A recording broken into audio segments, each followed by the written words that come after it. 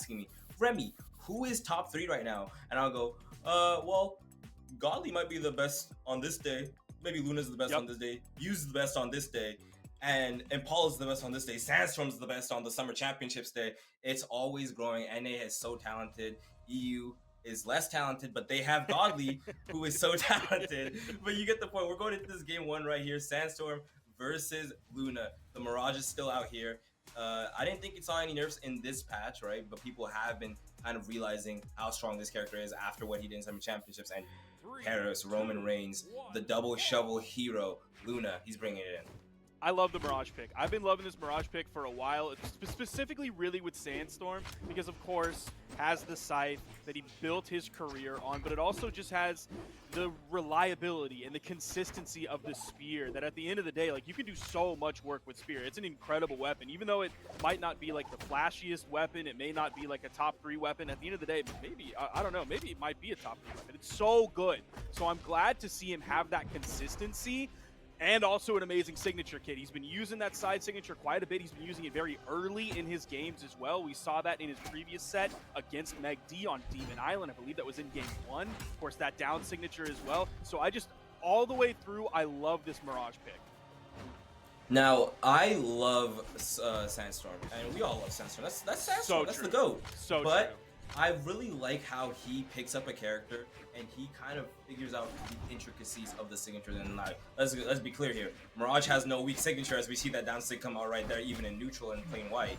But he just kind of puts them in a way where it's like, okay, Spear, it has that medium range harassment where it's like it keeps the opponent out, but you're not going to be using it to go forward as it doesn't have that momentum, right? And he substitute that weakness with the signatures. You're seeing him throughout the side six to break neutral, to catch out landings and cover the edge. And it's just so good. No one really mixes in signatures to their kit like he does. I mean, people do, right? We have Impala mixing in signatures, but Sandstorm has just done it on so many legends. The Zul, the Onyx, the Mordex, the Mirage. He finds the character he wants to play and he goes, okay, the weapons are one thing, but what do the signatures look like? What do they do? And that's why we're seeing him take almost a full stock advantage over Luna here, as Luna finally closes it off with a normal, peaceful stomp Sair. Now, earlier we saw in the Luna versus Impala set that was a 3-1 with the first game going to Impala, but then a 3-in-a-row victory coming out from Luna. This game is going to be a little bit different story here right out of the gate. He seems to be struggling quite a bit with going up against Sandstorm. They talked about it briefly earlier about the suite of legends that Luna has under his belt. So he does have the option to change, or he just has the option to adapt with this legend specifically. The Hammer, we haven't seen that big explosive power just yet against Sandstorm. You see that neutral light coming out. He's coming over here for the edge guard. It confirms regardless, even though he didn't actually make a final hit that forcibly sent Sandstorm into the blast zone, but he didn't have enough to get back, so he still got the stock nonetheless. He's made the lead quite a bit smaller here now. It's about 50, maybe 40 damage that Sandstorm is behind, so he's going to have to come back from that. May not be too tough, but it'll be a whole heck of a lot easier if he kept Luna off of the weapon, the hammer in hand. I'm still waiting for Luna to find these ways in. He just hasn't really found that yet, and this is only game 1. Now, I want to take a look back here at the last time these two faced off in, I don't think it was the Summer Championship, it was the NSIG Brawls event that happened, I want to say last month, and it was this exact same matchup. It was before Luna was actually practicing the Terrorists, so you have to give him benefit of the doubt there. But it was the Terrorists versus Mirage and Sandstorm taking it up 3-2 in a very explosive back and forth set. And it's kind of reminiscent of this game here, where we're seeing them go very explosive back and forth. You saw Sandstorm with a big lead. Luna wiped it away. Now you're seeing them trade back and forth here in this matchup. And this is one of the better matchups into Terrace, I feel like, because Mirage has that high force and it's able to contest hit for hit with the Terrace, but it also has that low starter frame weaponry. As we see that the Luna getting the lead in this game, momentum, and Light is gonna knock out, and he's gonna take game 1 for himself and win his finals.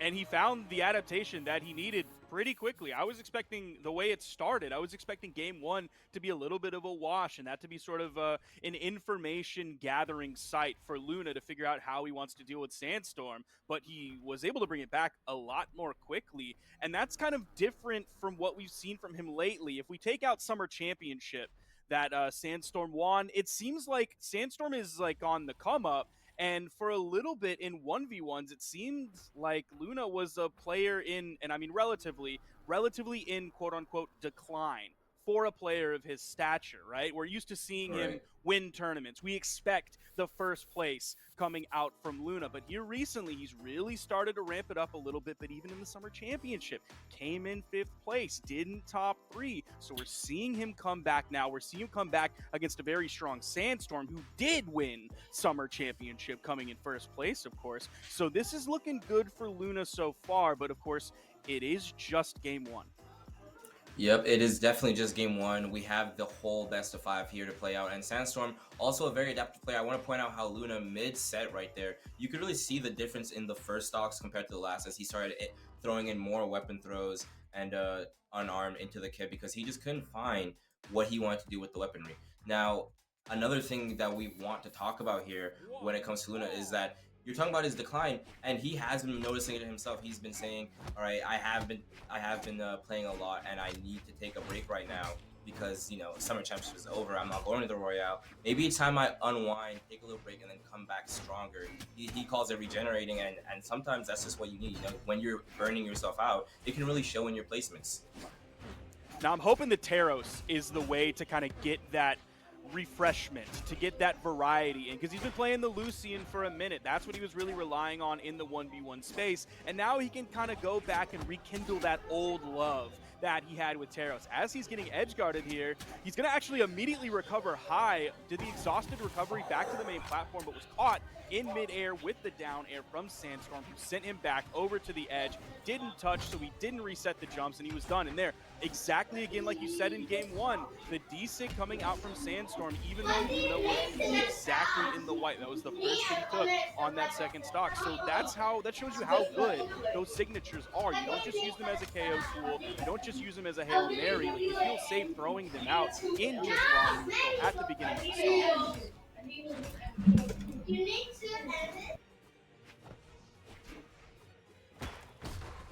Oh, D-Light ground pound coming out from Luna there to finish up that stock, and Luna has a huge lead here. His D-Light ground pounds have been fantastic. I think it was in his previous set against Impala. Impala was starting the edge guard, and Luna was over on the edge, did a wake-up D-Light into the ground pound, and ended up taking him out, and it was huge. So we're seeing him use that on stage, off stage, when he's in seemingly disadvantaged state. His wake-ups with him are strong as well, getting back onto the main platform, but again, that scythe down air, sending over to the edge, the strong scythe D-Light with the greater force on it, using that active input to send directly over into the blast zone, rather than swinging him back towards the middle of the stage, where that's not what you want to do if you're looking to get a stock. And you were talking about old loves earlier. I don't think there is an older love than Sandstorm, Scythe, and the Edge, right? Because we've seen now 2 different scenarios where Sandstorm picks up his Scythe, just goes on the right off stage, and it's just complete domination. Luna just can't seem to find his footing on these offstage interactions with Sandstorm, and it's easy to say, like, okay, then just don't have them. But when Sandstorm is constantly moving you and pushing you off stage, it's just so much value. And there's the down stick again, trying to close this game out, looking for those high force signatures that Mirage has. This, but Luna is able to make it back to the map. The sideline there is going to bring the damage a bit closer. But Sandstorm, you're seeing him fish for it. He just needs one good hit here.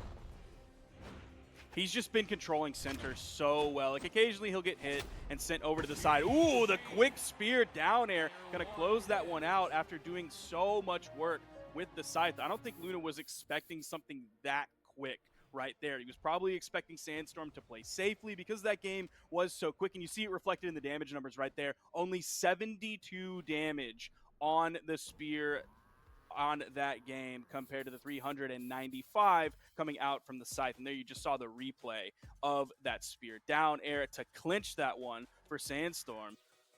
He's looking good, man. I'm not going to say he's looking better than he ever has in the past, but we could be tiptoeing into a new Sandstorm era, the second Sandstorm era. It is very, like I said, that Brawl League, that other NCAA tournament, it was very back and forth. We saw Luna go in a storm in the first game, completely destroy Sandstorm. Sandstorm comes back, completely destroys him. We're seeing it even this game. We're seeing them kind of trade back and forth in the matches, but it is still going back and forth. That was game 2 going the way of Sandstorm instead of Luna, and now the map bans are coming out. I don't think we're going to see a character pick here at all. I don't think it's going to a character swap here at all, because like I said, the Mirage is not going did not get nerfed. It is what Sandstorm has been putting all his chips into. He's been playing it in customs. He doesn't really need another pick when it comes down to it because the Mirage does what exactly you need to do in the current meta. And this Roman Reigns, it needs to get tournament ready. It needs to get comfortable for the majors, and that's why Luna's just going to stick onto it. Yeah, I think you're exactly right. Sticking with the Roman Reigns, with the Taros, even if he's losing, is very important. Because, of course, he's in the worms already in this tournament. He's in the money already in this tournament. He's in the first place from yesterday. So he has all of the rewards coming from the League Trolley Brawlhalla Bash, but he also has to think about future tournaments. He has to think about the Autumn Championships of the world. He has to especially think about the BCXs of the world as well, and figuring out if this legend, if this Taros pick fits into current meta as an option for him, or if he needs to go back to Lucian, or just find something completely separate from all of that. Is he going to clinch this first stock here? The dodge coming out there, gets over to the wall, Luna picks up the recovery, gets the KO. Now, that's a very good situation for him. You see the Stomps here sending Sandstorm so far that by the time he has any options to make it back to the wall with, Luna's already there, just waiting to catch that last dodge with a recovery, and it's just complete domination. But as I say that, as soon as he's back, Sandstorm picks up the spear, gets a nice sider into the weapon throw, evens up the stocks, and he has the weapon advantage now with the Scythe in hand versus the unarmed. He's going to try to see if he can get some dodge reads here, get some pressure on the map, but Luna, you already know him well for it, instantly clapping back with the unarmed, the three-piece down like grandpa into the nair, and Sandstorm, with all the weapons at his advantage, is still not finding any damage lead here. Now, I love how Sandstorm took that first stock, as he did the classic sidelight into the D-light, but then the dodge came out from Luna, but Sandstorm still continued it. There was a little bit of a delay between the D-light and his side air that actually clinched the KO, but he basically did the sidelight, D-light, side air, but the dodge was already burned, so by delaying it, he was able to confirm that side air for the KO, rather than just sidelight, D-light missed, and I'm just going to completely reset back to normal. Luna, with a nice damage lead here, does not have the weapon advantage over on the edge. Dude, his D-like ground pounds, he's doing them better than like anybody else in the game That right was now. that was like at the top of the edge where you couldn't even go any further down, and you saw how Sandstorm was being so patient not to waste any options, and Luna's just like, be as patient as you want. I'm gonna be more patient. I'm gonna call it out perfectly, even if you're already on the map by the time I get my D-light. The ground pound's gonna be the follow. Now Sandstorm's the one that has to even up this game. No options on him. The downer is going to close off Luna's stocks, and that's going to bring it back to a 1-for-1 scenario. Sandstorm a bit more damage. We're going to say that's maybe like a little 60 damage there. I think it's a good estimate. Sandstorm's in the yellow right now. Luna is fresh. Just took 2 hits. Luna's over on the edge. He does have the axe in hand compared to Sandstorm's sight. There's another Neutralite coming out. The D-Sig comes out as well. A lot of unanswered damage. The D-Light ground pound from the unarmed kit does at least interrupt some of the momentum with a Neutralite into a weapon toss, but Sandstorm still going in unarmed. Almost has Luna in the red. The side air sends Sandstorm over to the edge. The ground pound interrupted by the main platform. Now, Sparky, these guys, we're seeing how much they value weapon starving and controlling the map and keeping the opponent away from the weapon, but we're also seeing how good they both are at an arm to where it's like, okay, so weapon starve me, I don't care, I'm going to get more damage than you could possibly imagine with no weapon in my hand.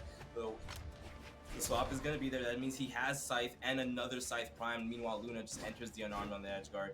Sandstorm's going to prime a weapon again. Now he has Spear on his next one, but he did pick up fresh new Scythe here. The Nair is going to be reverse sending him off stage, and he wants his edge guard. He doesn't want Luna to pick up a weapon to have a chance to play the game here. He's going to catch him lacking with the sweat drops. He was floating just a little bit too high. He was above the main platform over on the left in the push-off column. You saw the sweat beads come out. All it took from Sandstorm was the sidelight. Solid KO efficiency. I'm going to have to do some math on this. 575 divided by 3 is going to be 191 and 2/3. That is a solid amount of damage averaged per stock by the time you're knocking Luna out. It's not the absolute most efficient we've ever seen, but we've also seen like Meg D today in some games averaging like 230 damage per stock, which was due largely in part to like, okay, he's playing a Surrey, so if he has guitars in his hands, no consistent KO options. So yeah, just a Surrey vibes. Yeah, that's another reason why I love this Mirage pick yet again. The consistency of the spear, the KO options of the spear, the neutral game of the spear, obviously all of the history that Sandstorm has with the Scythe. There you're seeing the tail end of that game. He was just waiting. Nice sidelight KO there. Even the spear or the Scythe kit itself has solid KO options. They're not as consistent, they're not as reliable of an option, but of course, if anyone knows how to do it as reliably as possible, it's the GOAT. It's gonna be Sandstorm. He is that one, that dream in NA that really brought Scythe to the foreground. You had names like Green playing Scythe. You had Effie having that Nyx. And I'm listening to some old people here, but it was really Sandstorm that brought that weapon into a winning scene where it was like, okay, wait, this is how you have to play the weapon. Like this is what you need to do when you're getting Scythe. We saw him take BCX 18 by storm, and even now, all these years later, you still have him on that Scythe. Now, we have him on this Mirage the entire time. It's time for a switch on Luna's part. We're seeing the Ragnar, the Katars coming from that Lucian pick that we know he loves so much. The Teros is gone, but the Axe is still there. Bring them together, what do you get? You get the 60-foot Dragon Ragnar. That's a little NSYNC Jeopardy trivia for you guys. And wait, is it 90? It might be 60 or 90. It's one of those numbers that you can flip and then it becomes the other one. But it's the Ragnar, the fire-breathing dragon. He's taking it up against the Mirage, and it's different. We haven't seen him really pull it out in a major yet, so it's going to be interesting. Yeah, what do you... Okay, all right, okay, all right, there we go. All right, I was forget just it about to so ask you, back. Remy, what is... okay, does he and you know something that I don't? Because what is this Ragnar, man? Look, I'm not feeling the Ragnar in ones. I'm just not. I've seen him pull the Ragnar out in customs, and every time he does that, I go, "Oh, we don't really want to win anymore, do we?" Yeah, yes. I wasn't gonna go that far, but yeah, that's my feelings exactly on the Ragnar pick, at least in 1v1s. Yeah, but we just see him panicking in the chat. He's talking about back, like he picked it by mistake. Okay, but everything's back to normal. No alarm bells need to go off. Everything's okay. He's back over on the Roman Reigns, and we are tied so far in this game. We're about 30 seconds into this one. Of course, that's going to be a punish, and it's going to be a signature punish in the orange, sending Luna almost off screen with it again. That high strength that you were talking about with Mirage earlier, it was a simple side signature punish and almost sent him off screen. There's the D-Sig as well. That one also sent off screen, this time off the top compared to the left side. He has weapon control, but the weapon spawn comes in. Luna grabs the hammer. He's going to have to be careful on the edge. We haven't seen him be able to rely on those hammer recovery KOs like he did in previous sets in this tournament. He's got like one, I think, against Sandstorm, and that's pretty much it. Now you saw the wall slips starting up there, and it actually looked like it made Sandstorm panic because he just instantly started jumping up as high as he could trying to get onto that map, and Luna took that panic, took that 1 second of mistake, and just instantly punished it with an axe recovery next off the stop. That's going to give Luna the first stock here, and now you see Sandstorm getting greedy for that stock. He's finally going to get it, but not before entering that, once again, light orange, deep yellow, 60 damage HP. But we saw Sandstorm make this up earlier. It's not the end of the world for him, as we can see here. Sidelight, the Slayer is not going to be training with, but the double downlight is going to rack up so much damage up Sandstorm's side. Now, we have another edge guard step for him here. Doesn't want to commit too fast or too hard, but Luna doesn't mind it. He's going to commit back to the stage here, and now the two trading hits back to back. At this point, it's the benefit of Sandstorm because Luna doesn't want to trade hits. He wants to trade stocks, and he's going to get it with that downlight ground pound.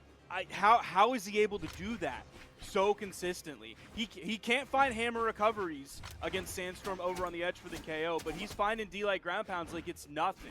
He's making it look like he's taking candy from a baby, and Sandstorm is the baby, goo goo gaga. But that's the GOAT we're talking about. His unarmed kit to finish up stocks is absolutely stellar. It seems like he's spending so much time on the wall, and just looking at that alone, I always get like the vibes in the back of the head that like Luna's on the back foot, but then I keep looking in the top right, and definitely this game, like he's not. He's very much in the lead. Even though he's stuck over on the wall, that's because Sandstorm will get a hit and send him over there, but Luna's finding so much damage on the way back. He finally gets knocked out by the GCD sig coming out from Sandstorm, but now we're still looking at like an 80 damage, maybe a 90 damage lead for Luna. He has weapon advantage as well after Sandstorm threw away his scythe and Luna picked up the new weapon spawn. Sandstorm getting over the right side, picks up the scythe. Now Luna's disarmed. Yeah, this is definitely, this game was set up for a mountain for Sandstorm to climb here, but we've seen him do it before. You can already see that the damage is getting somewhat even. He's on a lot of hits before Luna was only able to get that Stomp there. A GC downlight's going to waste his dodge, but it's not the end of the world as he makes it back on stage now. Sandstorm trading these attacks out. You can just see him mashing, whiffing. It's not the end of the world though. Another Stomp there is still not going to KO. And at this point, Luna, he's looking for one good hit here, and Sandstorm, he's looking for a big interaction to maybe take the stock away. He's fishing for these stomp side airs. The last two that he hit were great, but unfortunately they were on the wrong side of the stage. They were like on the left side of the stage, sending over to the right side. You still see him stomping the yard, hoping to find it. There it is from the middle of the stage. That one is going to KO. That one keeps Luna alive in his winner's bracket run. He's even going to GG after that. We're going to game 5, Remy.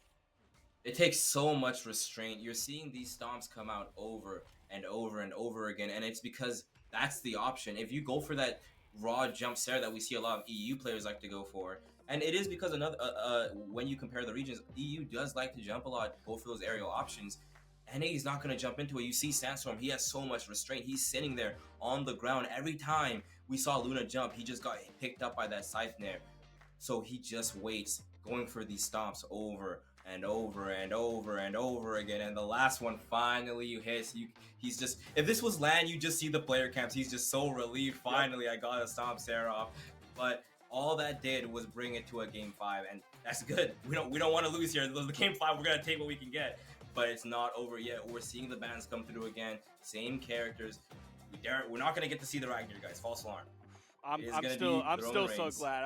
I saw the Ragnar's like, yeah, this one's pretty much over, unless he knows something that I don't, which I didn't know he had a Ragnar, period. So the fact that you educated me on that, he brings it out occasionally in customs to apparently mixed results at best. But man, I'm glad he's sticking with it. I'm glad that we're not seeing him like lose a couple games and then immediately retreat over on the Lucian, completely abandoning this plan, because I think Taros in general has a place in the meta. I think Kaina probably makes Taros look better than he actually is. Like when Kaina plays Taros, he makes him look like the best legend in the game, but I still definitely think that Taros has a place in current meta, especially given the new dash changes as well and how players are using them. But the beginning of this game is not making Taros look very good, and it's making Sandstorm look incredible. Yeah, Taros definitely does have footing in the meta, especially, like, let's forget Taros, let's just look at Axe in general. What Stingray was doing with Axe in the Summer Championships on the Zal, what Snowy has been doing with Axe in this tournament on the Zal. It definitely has a place where that high force Axe can do work, but this high force scythe, the down sig comes out one more time, and Sandstorm, look at his health, Sparky. What color is that? What color is that? It's yellow. No, I got you. It's the lemon yellow from the lemon half of the trolley candy. Oh, yeah, that's exactly what he's at. And now Luna's at it, and he hasn't taken his first stock. It's still crazy, like that down signature that Sandstorm hit is like, a lot of times we think of the D-Sig as like, oh, it's a stacked option. But really, like, it still had some range. Like those two, oh, and he picks up the bottom side of the side sig to make the connection with a 2-stock lead. He does not want to move away from the yellow color of the Trolley Sour Bright Crawlers. The double-sider is going to change that color. Now we're on the tangy orange, and then we're on the tangy back to white because his stock just got completely deleted by Luna's ground pound. But he's going to take that. It's 2 stocks to 1 now. Luna's back at that yellow, and Sandstorm's just beating on him with the unarmed. GC sidelight into the neutral air coming out from Luna. He's doing his best to weapon starve Sandstorm.